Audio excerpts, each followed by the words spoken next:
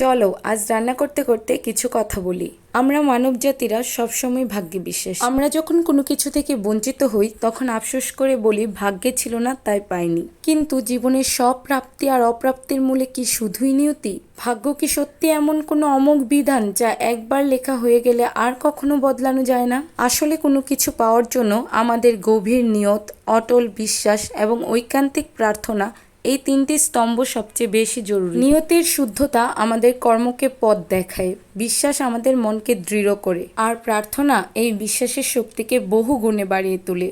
কারণ আন্তরিকতার সাথে করা প্রার্থনা আকাশের মেঘ নয়, বরং আকাশকেও কাঁপিয়ে দেওয়ার মতো গভীর শক্তি ধারণ করতে পারে। তাই ভাগ্যকে দোষ না দিয়ে বরং বিশ্বাস আর প্রার্থনার শক্তিকে কাজে লাগানোই হয়তো আসল সাফল্যের পথ। তাই আমাদের জীবনে ভগবানের প্রতি বিশ্বাস রাখাটা খুব বেশি দরকার। কথায় আছে, বিশ্বাসে মেলাই বস্তু তর্কে বহুদূর। হয়তো বিশ্বাস রাখলে আমরা অবশ্যই আমাদের প্রার্থনার ফল পাবো। আজ এই পর্যন্তই। সবাই অনেক অনেক ভালো থাকবেন। ধন্যবাদ সবাইকে। টাটা।